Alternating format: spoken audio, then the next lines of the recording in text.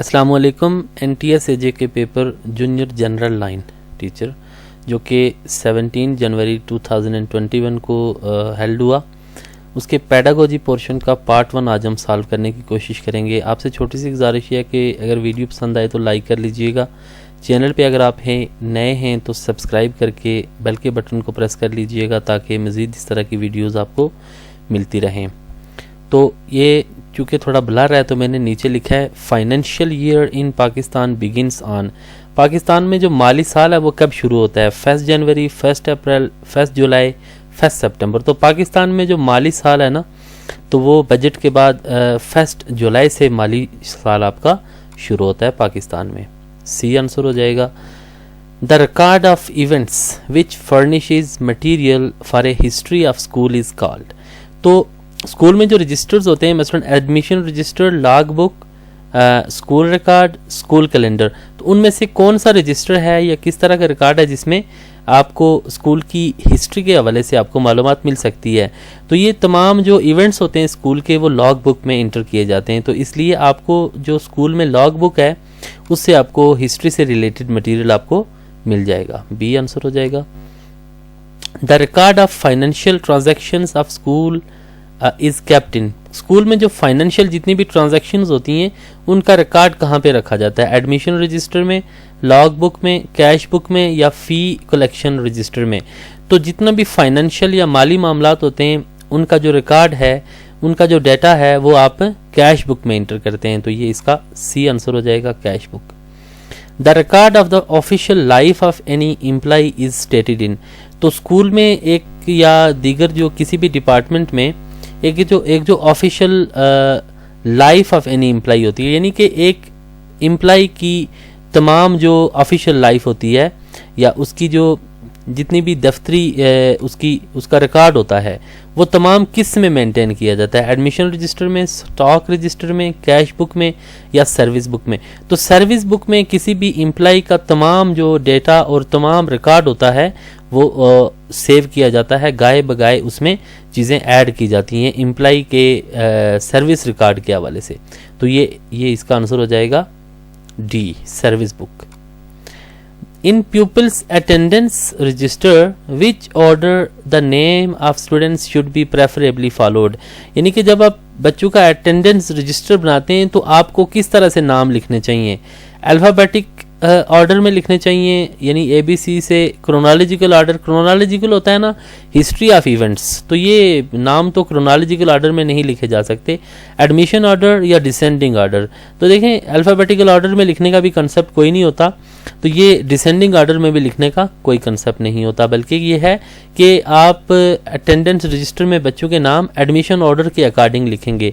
जिस बच्चे का पहले एडमिशन होता है वो आप पहले लिखेंगे और बाद में जिनके एडमिशन होते जाएंगे वो आप बाद में इंटर करते जाएंगे। तो सी इसका आंसर हो जाएगा अटेंडेंस रजिस्टर पे लिखने के लिए। विच of the following may not be a component of any lesson plan. यानी लेसन प्लान का कंपोनेंट कौन सा नहीं हो सकता? Evaluation, procedure, dress code, objectives. तो देखें ना, इवैल्यूएशन बिल्कुल एंड पे होती है, प्रोसीजर फॉलो किया जाता है और ऑब्जेक्टिव्स लेसन प्लान में होते हैं। तो ये ड्रेस कोड जो है तो ये लेसन प्लान का कंपोनेंट नहीं है, यानी लेसन प्लान का एक हिस्सा या पार्ट नहीं है। सी आंसर हो जाएगा। Which of the following is more logically sequence of lesson implementation. तो लेसन आप जब क्लास में डिलीवर करते हैं तो लेसन की इम्प्लीमेंटेशन का कौन सा स्टेप है? अब देखें ना, motivation, interaction, learning and assessment. Learning, interaction, motivation and assessment. सबसे पहले लर्निंग तो नहीं होती ना, लर्निंग पहले नहीं होती, लर्निंग से पहले भी कुछ होता है। असेसमेंट भी पहले नहीं होती, ये गलत हो जाएगा। Interaction, learning, motivation and assessment. तो इंटरेक्शन एकदम से स्टार्ट नहीं हो जाती, बल्कि क्या होता है, सबसे पहले मोटिवेशन होती है, मोटिवेशन बच्चों को मिलती है तो फिर इंटरेक्ट करते हैं वो, फिर लर्निंग होती है और आखिर पे लास्ट पे असेसमेंट होती है। तो ये इसका आंसर हो जाएगा A. Which of the following is advantage of use of ICT tools in education. In ICT होता है ना, इंफॉर्मेशन एंड कम्युनिकेशन टेक्नोलॉजीज। तो इनके इस्तेमाल का क्या फ़ायदा होता है? Setting of the devices can be very troublesome. ये देखें ना, नेगेटिव में आ जाता है। जब आप डिवाइसेस लगाते हैं तो बड़ा ये प्रॉब्लमेटिक होता है, ये देखें ना नेगेटिव आ जाएगा, ये गलत हो जाएगा। देयर आर 100 एक्सपेंस, यानी कि these are too expensive to afford, बहुत ज़्यादा एक्सपेंसिव हैं। ये देखें एडवांटेज तो नहीं है ना, एक्सपेंसिव हैं तो। It is hard for teachers to use with a lack of experience using ICT tools. तो टीचर्स के लिए ये बड़ा मुश्किल है कि वो इंफॉर्मेशन कम्युनिकेशन टेक्नोलॉजीज से वो अगर इस हवाले से उनका एक्सपीरियंस नहीं है, तो ये भी देखें एडवांटेज तो नहीं है।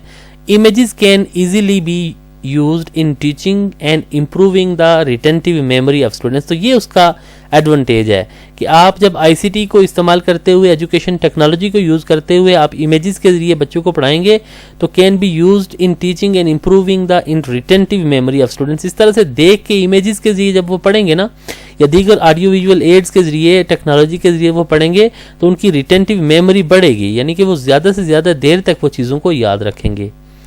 तो डी आंसर हो जाएगा। Which of the following is not a method of assessment. इनमें से असेसमेंट का मेथड कौन सा नहीं है? Roll call, observation, checklist, questioning. Questioning से देखें सवाल करके असेसमेंट आप करते हैं, ऑब्जर्वेशन के जरिए भी आप असेसमेंट करते हैं, चेकलिस्ट के लिए भी के जरिए भी आप असेसमेंट करते हैं, यानी कि चेकलिस्ट लिस्ट आप बना लेते हैं ना चीज़ों की, तो इस आप उस लिस्ट के अकॉर्डिंग पूछते भी हैं या आप लिस्ट बना लेते हैं कि बच्चों को क्या क्या चीज़ें आती हैं। तो चेकलिस्ट डिफरेंट जो है ना तरीक़ों से इस्तेमाल हो सकती है। और रोल कॉल देखें ना, आप अटेंडेंस के जरिए तो बच्चों की ऑब्जर्वेशन नहीं कर सकते, उनकी असेसमेंट नहीं ले सकते। ये आंसर हो जाएगा। Which of the following is not a step of classroom assessment. Classroom assessment के भी कुछ स्टेप्स होते हैं ना, तो इनमें से कौन सा वो स्टेप नहीं है? प्लानिंग करते हैं आप, पेरेंटल मीटिंग करते हैं, मॉनिटरिंग करते हैं, इवैल्यूएशन करते हैं। देखें क्लासरूम असेसमेंट में पेरेंट्स का कोई रोल नहीं होता, प्लानिंग भी होती है, मॉनिटरिंग भी होती है, इवैल्यूएशन भी होती है, लेकिन पेरेंट्स का रोल क्लासरूम असेसमेंट में नहीं होता। बी आंसर हो जाएगा। SAT is an example of dash assessment. SAT किस तरह की असेसमेंट है? सैट देखें क्या होता है? Scholastic aptitude test. तो स्कॉलास्टिक एप्टीट्यूड टेस्ट क्या होता है कि the SAT exam was an assessment that was designed to evaluate a student's college specific skills। तो ये देखें ना, कॉलेज स्पेसिफिक स्किल्स आपने जो पहले पढ़ा होता है तो वो उन स्किल्स को आप जब जज करते हैं तो ये सैट स्कॉलास्टिक एप्टीट्यूड टेस्ट होता है। तो समेटिव देखें, समेटिव है, फॉर्मेटिव है, इनफॉर्मल है या पोर्टफोलियो असेसमेंट है। तो इस समेटिव असेसमेंट की आपको मैं बता देता हूँ कि cumulative work over an extended period such as a final project, उसके बाद end of unit test, standardize test that demonstrate school. तो ये देखें ना, एडमिशन, सैट्स, ये सारे जो है ना at the end of the week, at the end of the month, या मिड टर्म, या at the end of the year, या फिर एडमिशन्स के लिए जब आप बच्चों से फॉर एग्जांपल फर्स्ट ईयर में एडमिशन है तो मैट्रिक लेवल का टेस्ट होगा। तो ये भी क्या है कि एक समेटिव असेसमेंट की एग्जांपल हो जाएगी। या यूनिवर्सिटी में एडमिशन के लिए आप जब टेस्ट देंगे तो वो भी आपने जो कॉलेज में जितना पढ़ा होता है उस हवाले से टेस्ट लिया जाएगा। तो ये समेटिव यानी एट द एंड जो असेसमेंट होती है वो समेटिव होती है। सैट भी जो है ना, तो ये समेटिव असेसमेंट की एक एग्जाम्पल है। बी इसका आंसर हो जाएगा। An assessment of performance assessment. An example of performance assessment is. Performance assessment की एग्जाम्पल कौन सी है? Self reflection of students evaluating their work, an incomplete statement to be completed through appropriate words, या students find the area of a classroom in order to figure out how much carpet will be needed. देखे ना, example of performance assessment, performance कोई चीज perform करना। Performance assessment की आप definition देख लेना। ऑल्सो नाउन एज अल्टरनेटिव और authentic assessment is a form of testing that required students to perform a task rather than select an answer from a readymade list. तो performance assessment ये होता है कि आप बच्चों को कोई काम देते हैं, कोई काम वो परफॉर्म करते हैं, आज से कोई प्रैक्टिकल काम करते हैं, तो वो परफॉर्मेंस असेसमेंट होती है। इन सब में देखें आप प्रैक्टिकल काम क्या है कि स्टूडेंट क्या करेंगे? Find the area of a classroom in order to figure out how much carpet will be needed. तो बच्चे वो स्कूल के क्लासरूम को मापेंगे और ये पता लगाएंगे कि कितनी कारपेट चाहिए, कितनी कारपेट चाहिए। तो ये एक परफॉर्मेंस असेसमेंट टेस्ट है।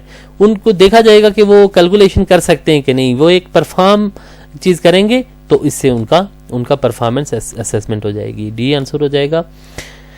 नेक्स्ट है pin drop silence is the dash notion for better classroom management. यानी कि एक पहले कहा जाता था ना कि क्लास में बिल्कुल पिन ड्रॉप साइलेंस होनी चाहिए, खामोशी, बिल्कुल 100% कोई बात की आवाज ना आए, बच्चों की खुसर फुसर की भी। तो ये जो है तो क्या था, कौन सा नोशन था, ये मॉडर्न है, इफेक्टिव है, ट्रेडिशनल है या वेस्टर्न है। तो ये एक ट्रेडिशनल कंसेप्ट था कि क्लास में बिल्कुल बात की आवाज़ ना आए, बच्चों के बोलने की आवाज़ ना आए, तो ये ट्रेडिशनल कंसेप्ट था। Which one of the following is the most appropriate style for classroom management and most closely corresponds to the appropriate student behavior? तो appropriate classroom management का स्टाइल कौन सा है जो कि बच्चों के रवैये से मुतल्लिका है। देखें, ऑटोक्रेटिक ये गवर्नमेंट का एक स्टाइल होता है जो कि जिसमें ये होता है ना, सेंट्रलाइज गवर्नमेंट होती है और एक ही बंदा जो होता है उसके पास पूरी पावर होती है, ये ऑटोक्रेटिक स्टाइल ऑफ गवर्नमेंट होता है। लेजी फेयर स्टाइल ये होता है ना, ये मैनेजमेंट का एक स्टाइल होता है। इसी तरह अथॉरिटेटिव स्टाइल भी मैनेजमेंट का स्टाइल होता है। हेयर स्टाइल अलग चीज़ है, बालों का स्टाइल होता है। देखें, लेजी फेयर में ये होता है ना कि आप किसी से कुछ नहीं पूछते और आप बिल्कुल बेगर्ज हो जाते हैं, कोई जो मर्जी करता रहे, ये ऐसा स्टाइल होता है। और अथॉरिटेटिव स्टाइल में ये होता है कि आपकी अथॉरिटी को कोई चैलेंज नहीं कर सकता। तो ये उससे ये होता है कि क्लास में बच्चों का जो डिसिप्लिन होता है वो बेहतर होता है और बच्चे ये है कि प्रॉपर बिहेव करते हैं। तो ये बिहेवियर से रिलेटेड जो style of administration, style of management है वो क्या है, अथॉरिटेटिव स्टाइल ऑफ मैनेजमेंट है। बी इसका आंसर हो जाएगा। Which is the best time to tell students about the rules and consequences for better classroom management? तो किस टाइम बच्चों को क्लासरूम के रूल्स बता दिए जाएं, कवानीन बता दिए जाएं कि आपने किस तरह का बिहेवियर रखना है। On the very first day, पहले दिन, with the passage of time, Aahista Aahista बताते जाएं, एज एंड व्हेन रिक्वायर्ड, जब भी ज़रूरत हो, ड्यूरिंग द ब्रेक रिसेस। तो देखें ना, on the very first day जब आप बच्चों को रूल्स एंड रेगुलेशंस बता देंगे तो वो ये है कि अपनी जो एक उनका माइंड बन जाएगा और वो बेटर क्लासरूम मैनेजमेंट में ये चीज़ आपको फ़ायदा देगी। ए आंसर हो जाएगा। Which of the following sets reflect most appropriate students behaviour as an outcome of better classroom management? तो इनमें से जो है तो कौन सा जो है तो बेटर क्लासरूम मैनेजमेंट के लिए एक सेट जो है ना, कौन सा सबसे बेहतरीन सेट है? बच्चे अटेंटिव हूँ, फोकस हूँ, ऑर्गेनाइज हूँ या ऑर्डरली हूँ, एक्टिव हूँ, ऑर्गेनाइज हूँ, कंफ्यूज। देखें, कंफ्यूज तो ये नेगेटिव में आ जाएगा, ये बेटर क्लासरूम मैनेजमेंट का एक वो नहीं है, बच्चों का बिहेवियर ये सेट बेटर क्लासरूम मैनेजमेंट के लिए नहीं है। हाइपर एक्टिव पहले ही जो है तो ये एक नेगेटिव पॉइंट आ जाता है और उसके बाद अटेंटिव, टॉकेटिव और अनरूली ये इसमें आ जाता है। देखें, सबसे जो बेहतरीन है, जो मोस्ट अप्रोप्रिएट है वो क्या, अटेंटिव भी हूँ, फोकस भी हूँ, ऑर्गेनाइज भी हूँ और ऑर्डरली भी हूँ। तो ए इसका आंसर हो जाएगा। Which of the following is the best strategy to manage disruptive behaviours more effectively in class? Disruptive behaviour को पहले देखें ना, उसको ख़त्म करने के लिए, उसके साथ डील करने के लिए कौन सी बेहतरीन स्ट्रेटजी है?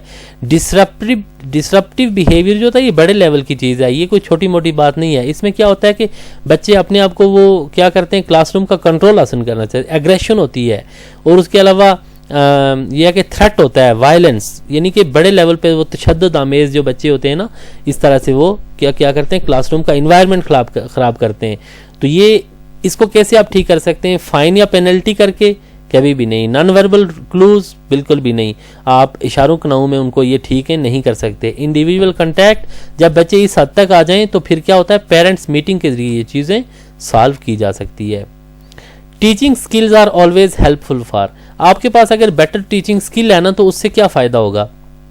रूटीन के टास्क के लिए, क्लासरूम टेस्ट के लिए बेहतर होगा, डिज़ायर लर्निंग के लिए या सेल्फ लर्निंग के लिए? देखें ना, बेहतर टीचिंग स्किल है तो सेल्फ लर्निंग में इसका वो नहीं है, ठीक है, बच्चों की सेल्फ लर्निंग या क्लासरूम टेस्ट के लिए टीचिंग स्किल को हमने क्या करना है, वो भी थोड़ा बहुत होता है लेकिन रूटीन टास्क में भी नहीं। ये डिज़ायर लर्निंग, असल काम ये होता है ना कि डिज़ायर लर्निंग हो, जो आप चाहते हैं जिस तरह से वैसी लर्निंग हो। तो अगर आपके पास टीचिंग स्किल होगी तो फिर डिज़ायर लर्निंग होगी।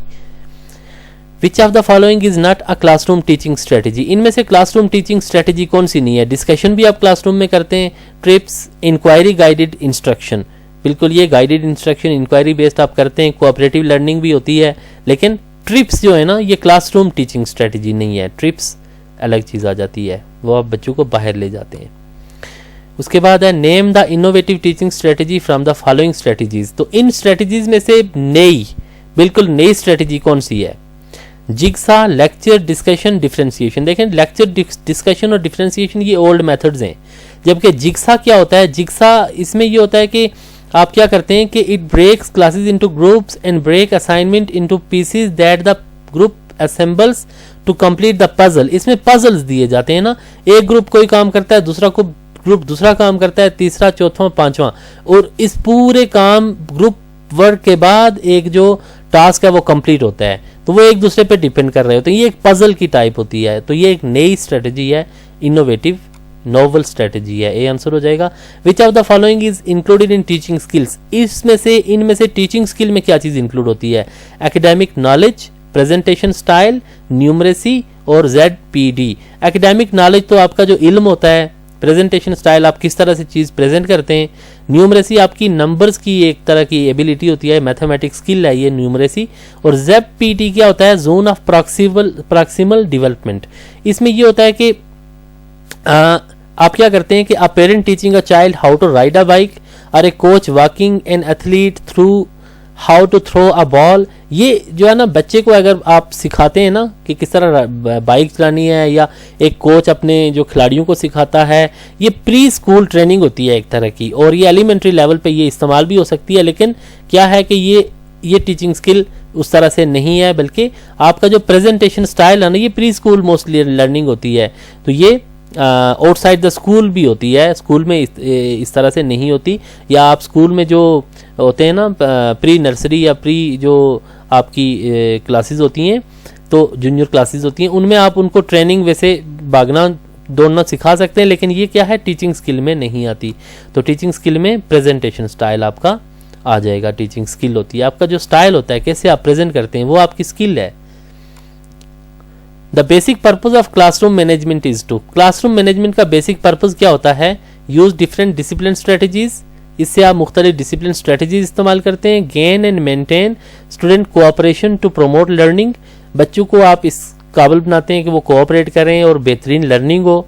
Deals effectively with disruptive students. आप क्लासरूम मैनेजमेंट से डिसरप्टिव स्टूडेंट्स को मैनेज करते हैं।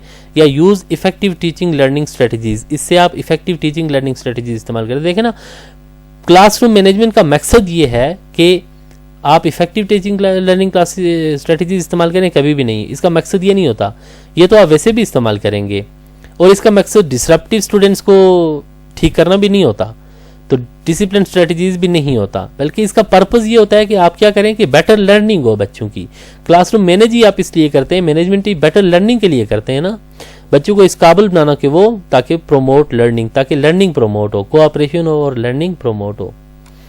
बी आंसर हो जाएगा। Which of the following may not be a component of any lesson plan. इनमें से लेसन प्लान का एक हिस्सा कौन सा नहीं है? Evaluation, procedure, dress code, objective. Objective भी होते हैं, इवैल्यूएशन भी होती है, प्रोसीजर भी होता है, लेकिन ड्रेस कोड जो है तो लेसन प्लान में नहीं आता। तो ये था आज का लेक्चर। उम्मीद है आपको पेडागोजी के ये पोर्शन समझ आ गया होगा। मज़ीद अगर आप समझते हैं कि किसी मैंने MCQs का जवाब सही नहीं दिया तो कमेंट सेक्शन में आप लाजमी डिस्कस करें। उम्मीद है आपको वीडियो पसंद आई होगी। तो फिर किसी वीडियो में आपसे मुलाकात होगी। तब तक के लिए अपना बहुत ख्याल रखिएगा और अपने इस चैनल का भी। अल्लाह हाफिज़।